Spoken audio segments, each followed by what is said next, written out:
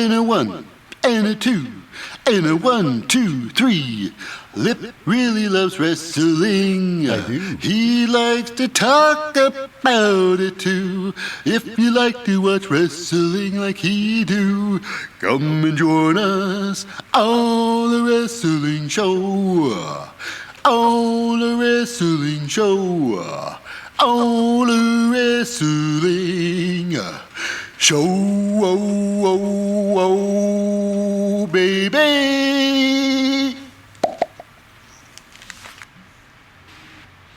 Well, Bo. Well, Bo. Welcome to a wrestling show. I'm your most fickle host, Lip Hazlewood, and this is a very cynical look back at the latest episode of Representing the WWE and live from the Toyota Center in Houston, Texas. It's Monday Night Raw. Air date July the 31st, 2023.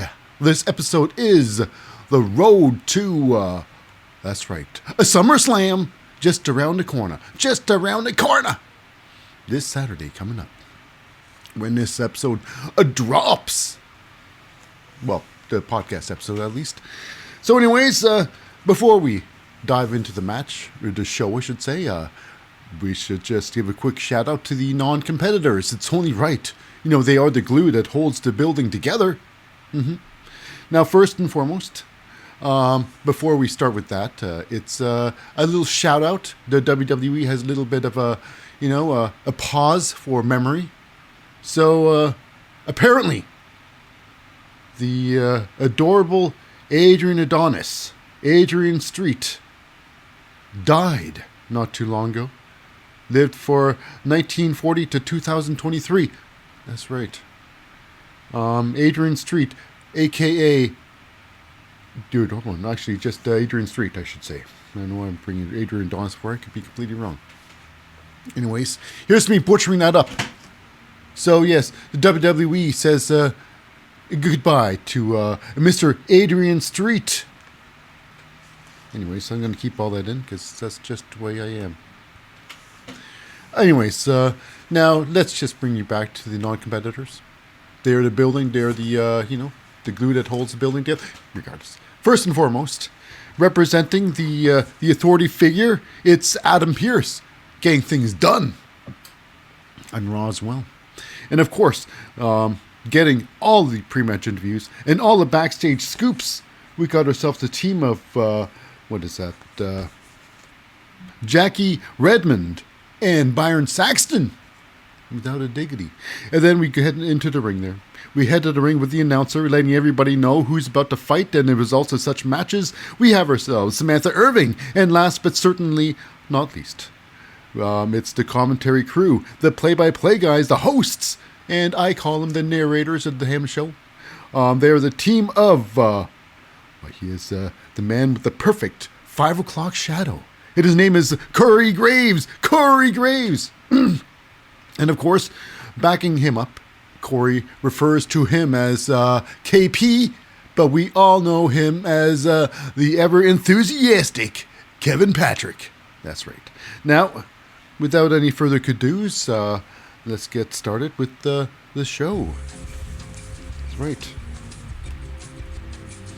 So we start with Logan Paul kicks off the show. So who runs Raw? Usually the people who run Raw start the show, but regardless. We got Logan Paul going out there, and he's there and he bullies the fans a little bit to get the booze, gets the booze. Now, it's hilarious. Now, last week, it was Ricochet in the ring there, and he gets attacked by Logan Paul. And Logan Paul is trying to spin this like, and if you didn't watch the show, and Logan Paul were to tell you what happened, you think, wow, Ricochet's such an asshole. But if you watch the show, you think, wow, what the hell's Logan Paul talking about, Mutta? So anyways, he's, last week, Logan Paul was in the ring there, and he was attacked from behind. But it's basically Logan Paul saying that about Ricochet is, he wanted to build the matchup for SummerSlam. But he was attacked. He was sneak attacked. He was, he felt vulnerable. and he felt assaulted. Shame, shame, shame. So ridiculous. So anyways, Ricochet made a spectacle out of the whole thing. He made it into a spectacle. Where Ricochet was just, what, defending yourself makes it a spectacle? Really? Really? Wasn't it you that held that damn selfie out there? Sort of. Yeah. Interesting. Logan Paul. How about that, huh? How about that, huh? One person's reality is another person's reality, apparently. Because, regardless. So, anyways, with that, Ricochet comes out to the ring there. And he's saying that, you know what, you're trying to spin this story. It's not right. So, basically, it comes down to this. Ricochet doesn't like Logan Paul. Doesn't care for him. He thinks he's a terrible human being. But, however, if he was to say there's one thing he respects about Logan Paul, it's this. That, he's an athlete in the ring. He's an athlete in the ring. Not just that, he's a competitor and a showman. So not just one thing. Even though he just said one thing, but there's many things. But anyways, Logan Paul decides, hey, we're going to have a great match. We're going to put it all on the line. We're going to have a great match at SummerSlam. Put it there, buddy. Puts his fist out. Wonder Twin Powers. Activate. Then, of course, Ricochet does answer with the fist. He gets fisted back. You know, wow. Like, that happened. That happened. Is that a show of, respect or weakness on the side of Ricochet for answering the fist? Because after that, it was like, game on, baby! And no, I gotta say. Now, even though this match, Ricochet, he's fighting a non-wrestler, non-full-time, a part-time wrestler, who's barely there. He fights, he's been fighting for a couple of years in the WWE, but he's there very few times. You know. So this match with Ricochet, and this is Ricochet's, probably at SummerSlam, this will be Ricochet's biggest match in his career. And it's against Logan Paul. That says some crazy things. But before this, face-to-face ends, I guess it ends with a climax because they attack each other. Logan Paul attacks some Ricochet. Ricochet defends himself. And, and then when Ricochet just starts going on a roll, starts beating down some Logan Paul, he hits those ropes there, a nice, a springboard maneuver. He bounces back and gets hit with the bionic fist. That's right. The titanium, the titanium fist. The titanium reinforced fist, like Corey Graves says. So yeah. He's got a couple of pins in his knuckles because he broke his fist some time ago, apparently, and to fix it properly, he put some titanium pins in there. But apparently those little titanium pins, he's got a power punch. Like, Iron Fist. Like Power Man and Iron Fist. Crush you! He's got superpowers, but regardless, it's fun. And Ricochet solves it really good because he gets punched in the face and he gets knocked out cold. Out conscious, baby, because that's what Logan Paul was saying all along. One punch, that's all I need. Never worked, though. With, Roman Reigns. Not really with Seth Rollins. But anyways, moving on. What happens next? We go backstage with Jackie Redmond, with Gunther and Imperium. And basically she's talking about now Drew McIntyre has other obligations he has to do. Here he's doing a movie somewhere. And thank goodness the WWE is its own entity because they don't work for SAG or Writers Guild, whatnot. So they can do what they gotta do. And they can rule the roost for a little bit. The only movies on the market. So anyways, regardless, Drew McIntyre is out doing some shoots. And at work, we got Jackie Redmond asking, so what are your thoughts, basically, on Drew McIntyre? Well, basically it comes down to this. He's not really upset about Drew McIntyre. He's upset with, Ludwig Kaiser. For losing. Say, this wouldn't have to happen. I'm very disappointed.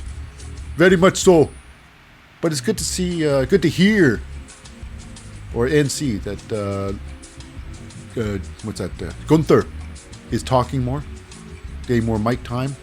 You know, he might have a powerful accent, but you know what? That doesn't matter. You don't have to have perfect English dictation. You just got to be confident in what you're saying. It's true. Anyways, what comes down to this is like, you know what? I expected more from you. Now it comes down to this. You could have you can redeem yourself with a match against Riddle. You know, Drew McIntyre's, I guess, current tag team partner. Riddle going through tag team partners like a son of a gun. Anyways, now that Drew McIntyre is away, he's I'll deal with Drew McIntyre on Saturday. Today, you can redeem yourself against Matt Riddle. And what's going to happen? And this one here is the first match of the night. It is roughly 11 minutes in length. This was the match of the night. They start off with a banger, an absolute banger, absolute double banger. Bang, bang. That's what they say. Now, Matt Riddle, top tier competitor, very good, very great wrestler, a great wrestler. Ludwig Kaiser, also excellent competitor in the ring. He respects that ring, you know. And now alongside with Ludwig Kaiser is his teammates of, Giovanni Vinci and Gunther, the Ring General. Gunther. Now, notice that in this match here, we got ourselves. What happens? What happens? Let's just get into the match. Now, it was a lot of back and forth, very heavy-handed. Now, only time Gunther was involved in the match was to give advice to, Ludwig Kaiser. That's all he did. That's all he did. Now, this was good. You can see a great. Matt Riddle with the massive floating bro outside the ring, crushing, Ludwig Kaiser. It's really good, really good. Now, here we go. We have something hilarious. We have a rolling senton. It's like what's a fireman's carry senton, a cartwheel senton. That's it. A cartwheel senton, where Kaiser did to obviously Matt Riddle, and it was Kevin Patrick saying, yes, it's a Kaiser roll. And of course, Corey Grace like, what are you talking about? Kaiser roll. Kaiser roll.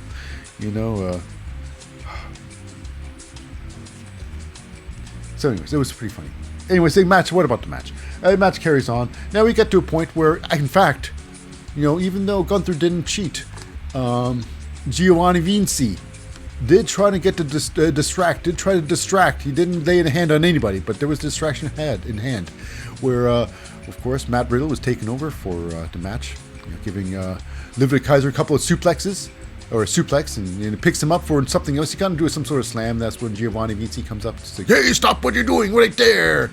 And then he gets kicked in the face for his, or big flash knee to the head. And then, of course, didn't really stop, Matt Riddle from smashing up some Ludwig Kaiser. So he smashed him up some more. Ends up with giving him a powerbomb a la Gunther. And then the flash knee to finish it off. But however, it did not finish the match. Ludwig Kaiser kicked out of it. So then, I guess to put it away some more, I guess Matt Riddle went to do, a floating bro off the top rope to squash, Ludwig Kaiser inside the ring. Ludwig moves out of the way. Oh my goodness. And then with a massive insecurity, just smashes, Matt Riddle in the face.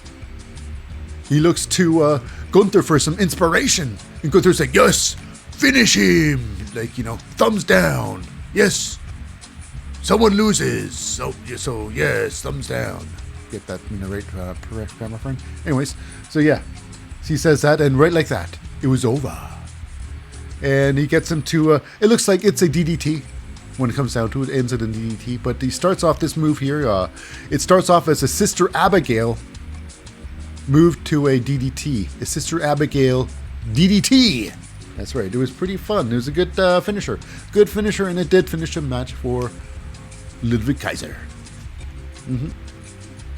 So now, after the match, no attack. It was done. Clean. Now, after that, we go backstage with Byron Saxton with the match, with the question of the night. And with Logan Paul. So, can you give us a breakdown what happened in the ring earlier today? A little breakdown, please. Not much of a talk in there. Not much of talking. You know, I guess Logan Paul has to save up his words for his podcast. He's just hyping up the match for Saturday, SummerSlam. It's gonna be Logan and Ricochet.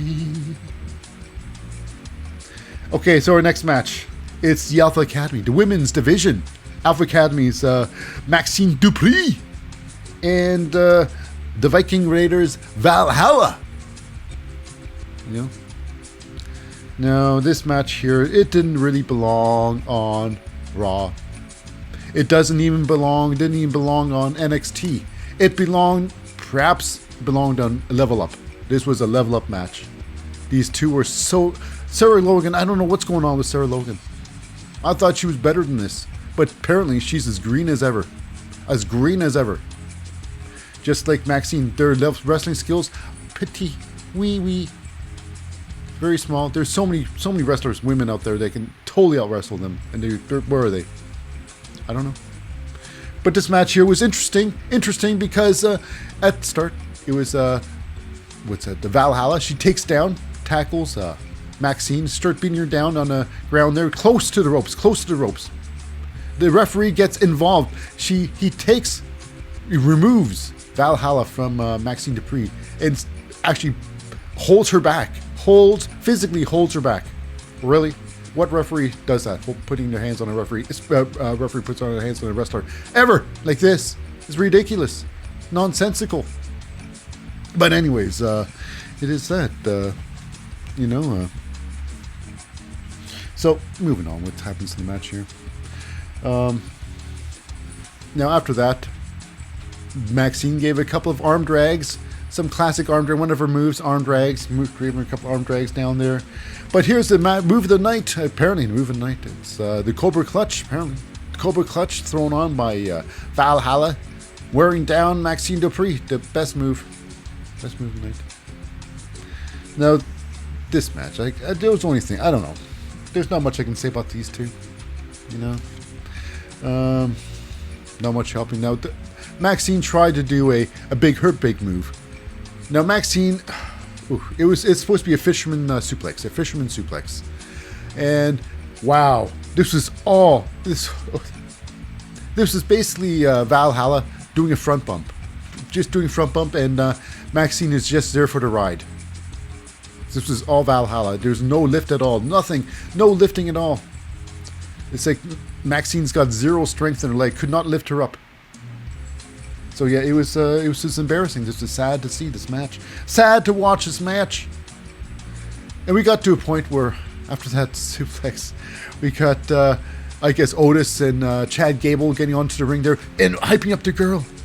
And she gets all hyped up and she starts doing what they call a worm or the caterpillar. It's so depressing because apparently Maxine, she cannot bend backwards. She cannot arc. She cannot do a she can't bend backwards at all. She's a popsicle stick. So her was a caterpillar. It's a mess. And she finishes off with an elbow. It's an elbow. She threw an elbow. It happened. And then she climbs to the top rope with a high cross body for a pin. But however, it's Valhalla's husband. Mr. Husband gets on the ring there. Eric. Hey, referee. Come over here. I farted. Tell me what you think I eat for breakfast. You never guess. Referee's like, wait, I love a challenge. Oh, smell. While he's sniffing away. Now, they never said that. I'm not sure if that happened or not, but I'm pretty sure conversation's in the ballpark. But referee was distracted for a hot minute. And of course, Otis gets all upset. He starts attacking the team, and then they all fight outside there and ends up with Chad Gable on the top rope. And now, I gotta say, the whole who's got the greatest moonsault of them all? Who's got the greatest moonsault of them all? Tiffany Stratton's got the prettiest one because she's the prettiest person to do it. Angel Garza, Humberto Carrillo. They got top star, 5-star moonsaults. Chad Gable, however, goddamn. God damn. Another contender for best moonsault ever. And we see get some moonsault there. Maxine Dupree's all in awe, like, ooh, wow, what happened there? Whoa, whoa, whoa, whoa. And she didn't say anything yet, but she was shocked. And what happened after that is, she gets attacked from behind. Valhalla smashed her in the back of the head. She puts Maxine on the top rope. As she climbs on the top rope, she's going to do something. Maxine climbs on the bottom. They do a rope sequence where they're climbing on the ropes. Maxine they're climbing down, and then picking up Valhalla on her shoulders, walking away from the ropes there. And then I'm thinking, okay, what's going to happen? I'm thinking the way they're holding hands, Valhalla's on top of her shoulders, electric chair style, They got their hands crisscross, holding each other. I'm thinking, okay, this is probably where they bounce off. She does a front bump, front flip over top, and she, BAM! On the ground there. She's going to slam her forwards. No. That would take wrestling skills. That would take skills and confidence, which these two clearly do not have. So what happened? What happened was this. Maxine arced backwards as best she could, like a tree falling. And then Valhalla spread eagle down on the ground, and the referee counted 1, 2, 3. It was depressing, sad. This match was terrible. Next up, we go backstage, a little face-to-face with Tomasso Ciampa and Shinsuke Nakamura. That's right. And basically, there's some problems. And problems need to be fixed. Tomasso Ciampa and Shinsuke is a problem because you're getting into their business, each other's business, and now he's got to fix this problem into the ring. And now basically comes down to this. Tomasso is saying that as soon as I beat you up, it's time to go to SummerSlam to win that Royal Rumble. So he's already looking past Shinsuke Nakamura, but Shinsuke is thinking, I don't think so. He strongly disagrees with Tomasso Ciampa's opinions. Moving on. We go into the ring there with the people who run Raw and a little bit of NXT. It's the Judgment Day. I see clearly. Now it's what's that? Finn Balor, Damien Priest, Rhea Ripley, and Dominic Mysterio. Dirty Dom, and basically they do what they usually do. Say that, we run the place, and this is their accolades, each one of us, Dominic's is a champion, Rhea's a champion, Damien Priest is a Money in Bank winner, and Finn Balor's a future champion, stuff like that, And they talk about everybody gets in the way, going to get beat like, Kevin Owens did. Kevin Owens is injured, apparently, got taken out by the Judgment Day last week. But however, while they're talking trash, we got ourselves a little bit of Rhea Ripley's baggage coming to bite her. Apparently, I thought she taken out what's that? Raquel Rodriguez with a kick to the knee. But apparently, Raquel Rodriguez, she comes up, she's going wants to avenge, I guess, Liv Morgan, who got her arm stomped in last week. What was supposed to be a match didn't really happen. It was an attack, a bald-faced attack. So I guess Liv Morgan's injured now, and I guess this is the time to attack, where it's a 4-on-1. A 4-on-1. Like, really, this is the time to attack. You don't think you'll find a better time when she's alone? So she attacks Rhea Ripley. And she does a good job. She starts beating up Rhea Ripley, They fight outside there. She rams her a couple places, All this time, she rams her against the ring post. All this time, the Judgment Day are just standing by, idly by, watching. Like, hey, Rhea Ripley's getting her ass kicked. What should we do? Nothing, apparently. She should know better. Rhea Ripley shouldn't be getting her ass kicked right now. It should be the other way around. So no, she deserves it if she's getting her ass kicked. Apparently, I think that's the way to go. I didn't hear anything what they said, but that's they kept their distance. Rhea Ripley got her ass kicked, and then of course until Dominic, he wanted to get a closer look at Mommy getting her butt kicked by Raquel. But he got too close, and Raquel's like, yeah! Get too close, I will beat you up too! I don't know what the accent was, but it was not Raquel's. Anyway, she turns around for a little bit, just enough time for, Rhea to recuperate, and then to attack the knee. Take the knee! So apparently, Raquel was not cleared to fight, or not even cleared to be there, but she did anyways, because her ego or pride, whatnot. So Rhea Ripley now, and she did attack, so it was not Rhea Ripley's fault here. So she did attack Rhea Ripley, and Rhea Ripley takes out her knee, and then officials come in, and she takes out her knee one more time, one more stomp, and they're blaming Rhea Ripley. Really? If Raquel wasn't down there in the first place, there would be no ass kicking and no injuries there, y'allski. Now after that, we go backstage. It's with the Alpha Academy. Chad Gable with Otis, cheering on their girl, Maxine Dupree in her first match in the ring and first victory, whatnot. And then we got ourselves a little bit of the, Imperium. Gunther, Giovanni Vinci, and Ludwig Kaiser. Giovanni Vinci, he just does not like talking at all. He's just not a talker. Maybe he's not confident. He just likes looking, professional. Look at me. Look at how I carry myself. Don't ask me to talk, though. I will not. I'm all a tongue-tied. I talk with marbles in the mouth. Not really like that. Anyway, so it's Ludwig. It's what's that? Gunther, very upset. It's like, my man here, Giovanni. It's like Ludwig Kaiser. He has match of the night, makes an honorable match, and you go in and make a mockery. Basically like that. And it's Chad Gable stands up to Gunther. And then it's Ludwig Kaiser says, you wouldn't last 5 minutes against the ring general, not 5 minutes. And of course this match is then made. Yes, like, you know what, I can last 5 hours, let alone 5 minutes. So the match is on. Can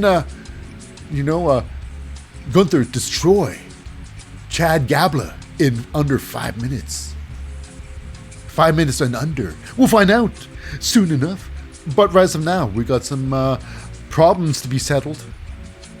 It's one hell of a match, very close being match of the night. This match was also a great match, which is, of course, two top-tier competitors. Shinsuke Nakamura versus Tomasso Ciampa.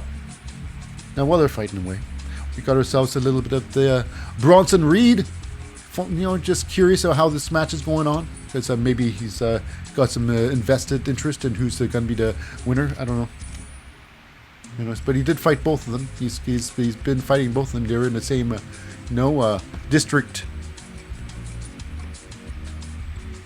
Anyways, this match was the God give and take. It was very good. This match was excellent. It's a primo. The Widow's Bell was done. I believe the DDT from the ropes, just squashing Shinsuke Nakamura's head. His noggin takes a really wicked bump. Takes a wicked bump. Now here's the thing. Now Shinsuke, he sets up. Now let's back for it. The end sequence is this. Shinsuke has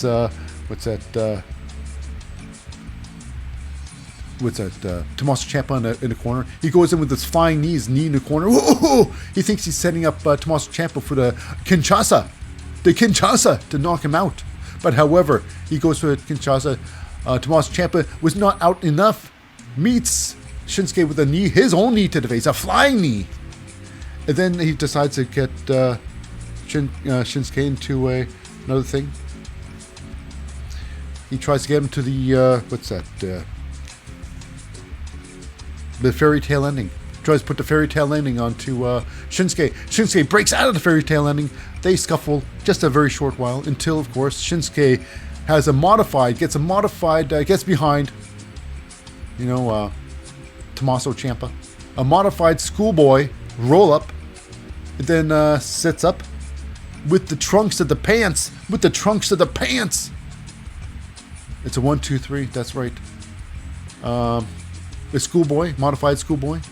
Shinsuke wins. The most embarrassing way to lose a match is a roll up like that. When you lose like that, you're basically taking it in the rear. You know, the backwoods. You know, when you lose to the backwoods. It's true. It's all true. I'm telling you right now. So anyways, Shinsuke with a big old win. Tommaso Ciampa with the most humiliating loss in all of wrestling. It's done. Now with that, we go backstage. Oh my goodness. It's with Adam Pearce. That's right. Adam Pearce is with a little bit of Raquel Rodriguez. And well, it's basically like this. Whenever you're okay, whenever you're good to fight, whenever you're back from your injury, you can have, Rhea Ripley. So so she's not doing well. Raquel, like, I want revenge. So yeah, it was sad. Moving on, we go to a little thing with Brock Lesnar. Brock Lesnar is in the ring there. And he's talked about his lists of accolades, his championship things. He's been the NCAA heavyweight champion, the UFC heavyweight champion, and of course, he's been the WWE heavyweight champion of the world. You know? So basically, it comes down to this: he wants to be cordial with Cody Rhodes because he knows he's in the building. So he calls out Cody Rhodes because he wants to shake hands before the big match. Shake hands, otherwise he's going to see him on Saturday, and he's going to pay the price. So will Cody come to the ring? Well, let me tell you something. Wrestling has more than one. He does. Royal And his music family. hits. Oh my goodness.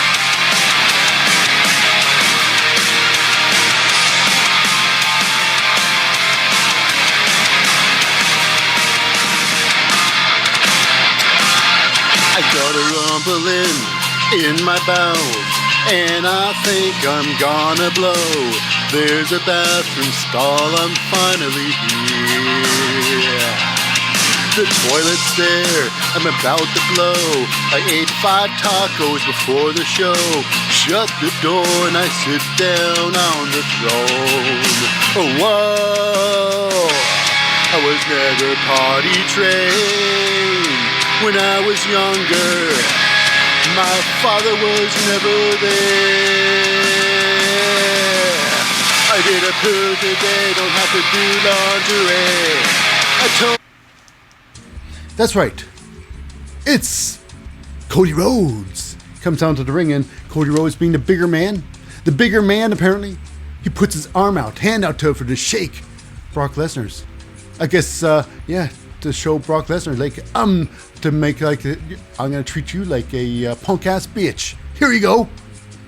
I'm a perfect gentleman. I'm gonna start to sing off, and then Brock Lesnar shakes his hand good, and then feeling a little bit belittled by the whole situation, he walks through Cody Rhodes and leaves the ring. Now this whole thing could have been ended there and continued on Saturday, the big SummerSlam. Could have ended there, but no. Cody Rhodes did not like being treated like a punk ass bitch himself by being walked through. He could have just swallowed his pride, like, yes, you got me there, you got me. But I'll see you in a couple of days, where I will have the final laugh. But no, while Brock Lesnar was leaving, it's Cody Rhodes decides to go for a tope suicida, which he did succeed. He tried to beat down some Brock Lesnar, but however, Brock Lesnar is Brock Lesnar. He's a beast. He's called a beast for a reason. And he takes Cody Rhodes and he smashes him into the ring post. Pow! And then he takes the steel steps and starts relentlessly smashing him in the face with it. Not 1 time, not 2 times, but 3 times in the face. You know, the whole angle here. The WWE is doing their best. They're doing their best to make Cody Rhodes the face. The good guy. Everybody cheer for Cody Rhodes because Cody loves to be cheered. You know, at first when, Cody Rhodes came to the ring there, it was like everybody's cheering Cody Rhodes, booing Brock Lesnar. Until, of course, people come to their senses and realize it's Cody Rhodes and just, you got to boo Cody Rhodes because that's how it is. Anyway, so after 3 shots, after the first shot, people were chanting, 1 more time. Yeah. Already, Cody Rhodes under the bus. Forget about you, Cody Rhodes. Brock Lesnar just smashed his face up a little bit. So after 3 times, You know, he's going to leave, but he ends up going back to Cody Rhodes, throwing back into the ring there and finishing him off with the F5. Whoosh, whammo. That's right, no Kimura lock to break his arm, to fake break his arm again, you know. So anyways, this will be carrying on in a couple of days at SummerSlam. Not WrestleMania, SummerSlam. So now next up, we got the match that we've all been waiting for. This was great. This match was a great match. Now, I thought this was right up there, match of the night. This was incredible. It's between the Alpha Academies, Chad Gable versus Imperium's Gunther. Now, when this match happened, I guess the stipulation was no teammates, one-on-one. 5 minutes. So, could Gunther crush him in 5 minutes? No, Gunther assumed he was better than him. Took his for granted. He was slow, teaching Chad Gable a lesson in wrestling. Treating him like a punk ass bitch. Apparently, this match was slow, and taking too much time. Apparently, Chad Gable took advantage of the whole thing and got actually Gunther into a massive ankle lock to try to finish it. But however, with 1 minute left, Gunther broke out of that thing there. Got Chad Gable into a massive rear naked choke. Tried to end it there, but time is going by too fast. Gunther had to go to a secondary plan. He tried to go for a power bomb, but however, his power bomb was thwarted because he, wobbled towards the ropes and they fell out the ring. Therefore, the match was over. 5 minutes is done. Chad Gable won by way of, surviving 5 minutes. Gunther, however, very upset. This is not over. This will continue. Add more time. Well, they didn't add more time. They just made it a regular match. And this match, thank goodness too, because this match was incredible. Incredible. This match was, of course, this should have been the main event because it's main event material. This one here, for sure. Now, when the match started again, Chad Gable with a massive dropkick, get on top of things real quick. Chad Gable and managed to get to the second rope. They fight on the ropes there. Chad Gable gets a second rope superplex onto Gunther. Incredible. Gunther fights back a little bit. Chad Gable, ends up getting a massive German suplex. A German suplex on Gunther. Gunther is one of the greatest wrestlers out there. He can work with anybody. And working with Chad Gable, this was definitely a treat. A beautiful, great match. Now, after that German suplex, Gunther just had enough. And put his foot down and, right into, Chad Gable's face. And then he just clobbers him with a massive clothesline to the head. Gives him a couple more chops, takes him to Chop City. The Gunther now, Chad Gable's been through Chop Town in this match. So many chops. He took a lot of beatings, a lot of chops in this match,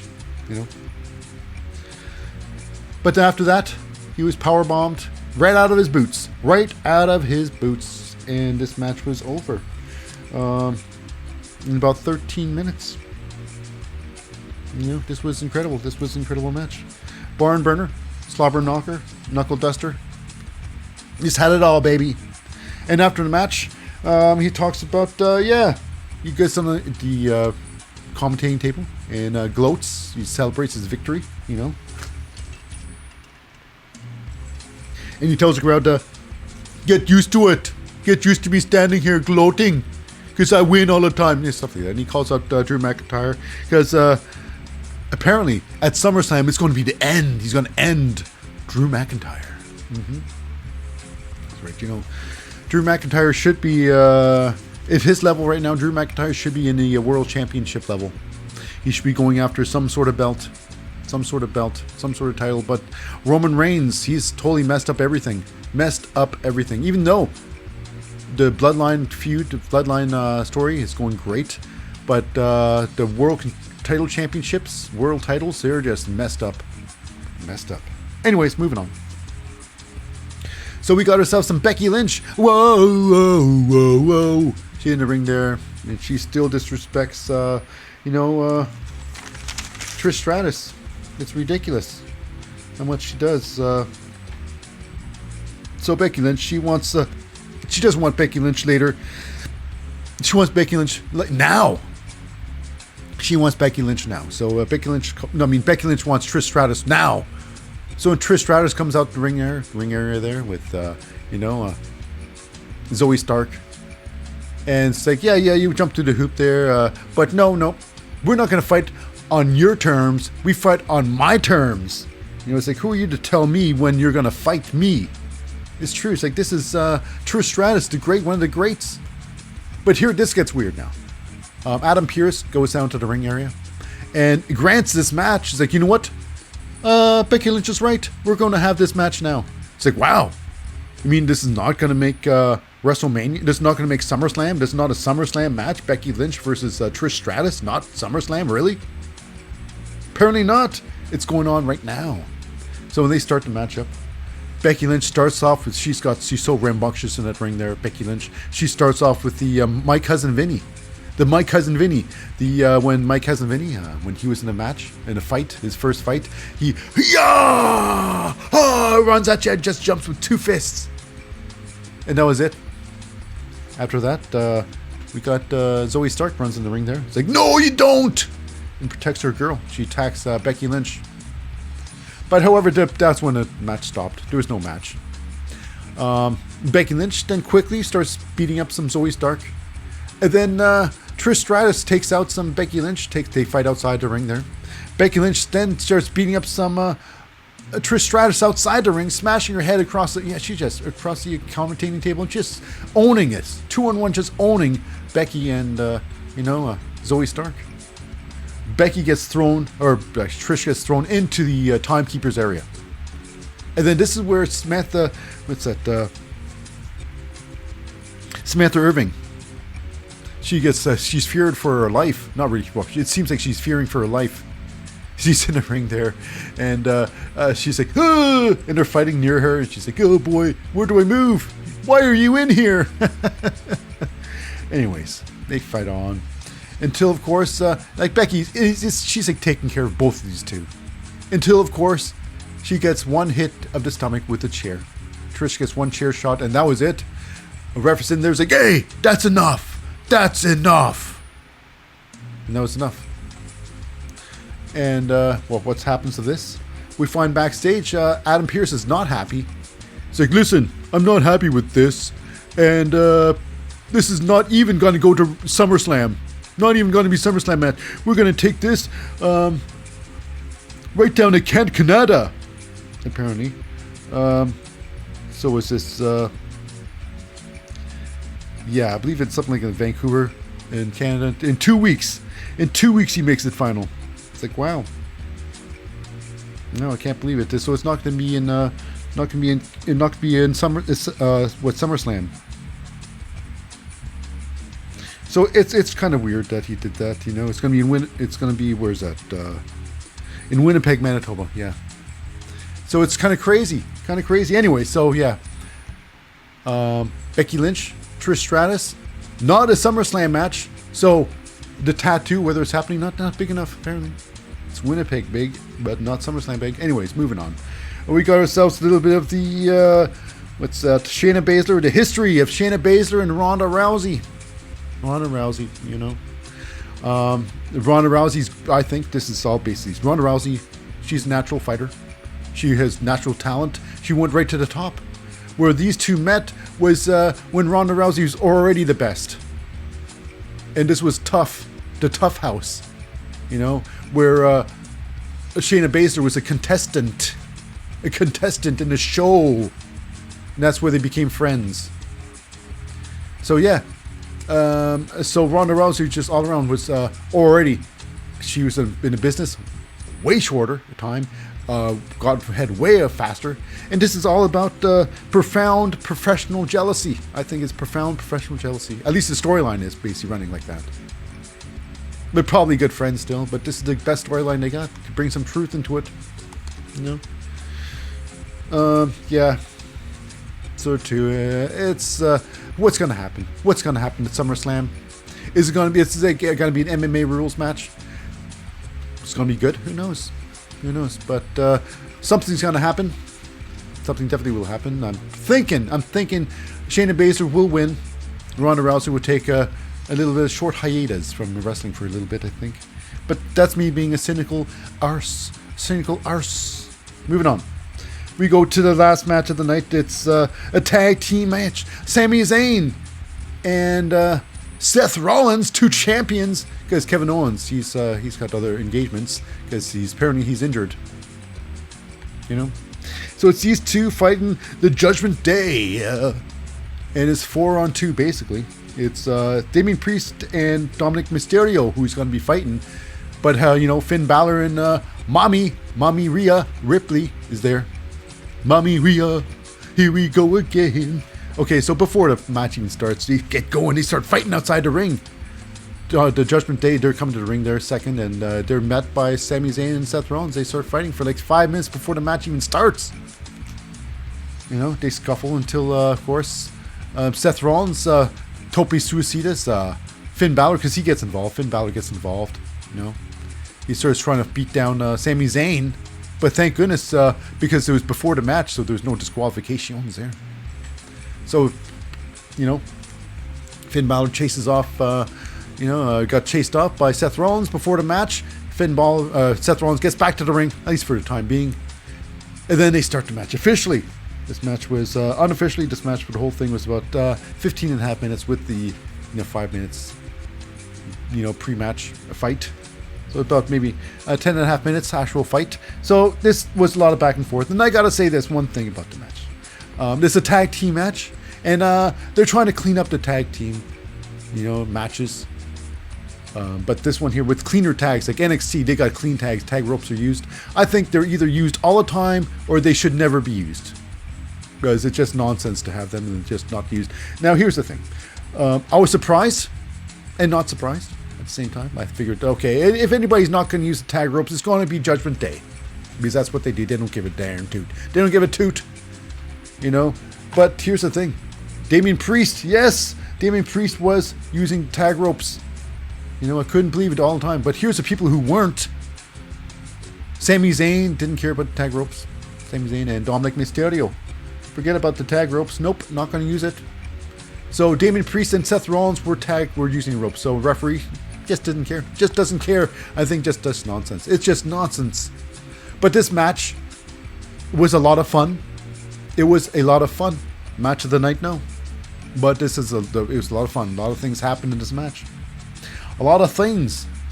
Now we have a moment here where, Damien Priest is in the ring and Seth Rollins, and they fight, and Seth Rollins gets launched out of the ring there. Damien Priest gets elbowed in the face. He falls backwards, and the referee always goes to the person inside the ring. Oh, are you okay? Is your face okay, Damien Priest? While out there, it's Finn Balor gets involved. He pulls off,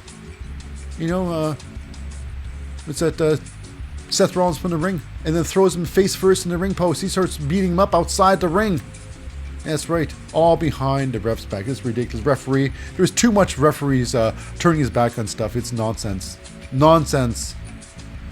So eventually, Seth Rollins gets back to the match there. He tags out, and match carries on. He gets tagged back in there, and he starts fighting again. And he's fighting Damien Priest. He takes out Damien Priest. He's fighting Damien Priest. He starts Tope Suicidas him. The three amigos, 3 Tope Suicidas in a row, takes him out there. It was huge. He fights back in the ring.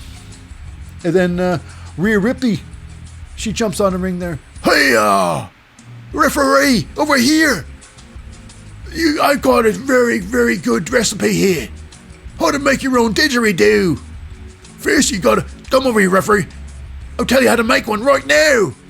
Referee's like, oh, how to make a didgeridoo? Oh, I've always wanted to make one. They're so expensive. So he's going to find out how to make a didgeridoo. Wow. Dominic Mysterio, he goes and gets Seth Rollins. He goes on the ropes there. Seth Rollins is at the ropes, and he greets him there, and he rakes it. He throws his neck across those ropes there, chokes him there. Some bad stuff, I tell you. Bad mojo. Here we go. And then, of course, Sami Zayn goes out to outside the ring there, and he takes out Dominic Mysterio with a huge, clothesline. Big lariat knocks him down there. Now here's where it gets weird. Rhea Ripley, she gets upset. She goes confronts Sami Zayn outside the ring. Oh, how dare you hit me, dum-dum! And the referee's like, hey, Rhea Ripley, what are you doing there? Let me just pay more attention to you here. So Rhea Ripley's like, yes, that's right, look at me, referee. While he's looking at her, Finn Balor runs in to his side, to his peripheral vision, and drop kicks the holy hell out of Sami Zayn. It's like, what is going on? Referee didn't see that either. So ridiculous. Anyways, inside the ring there. Seth Rollins goes on the top rope to maybe do a jump, tries to jump on Finn Balor. However, he's caught from behind. Damien Priest gets him with the Razor's Edge, chucks him, hits him with the massive Razor's Edge, and decides, oh, maybe it's time. Maybe I should cash in the Money in the Bank. Oh, he looks at the Money Bank. This huge sequence lasted like a couple of minutes, deciding what he should do, and while Seth Rollins is recovering. Eventually, Finn Balor grabs a briefcase and goes on the ring there, passes the, Damien Priest without any complications or arguments.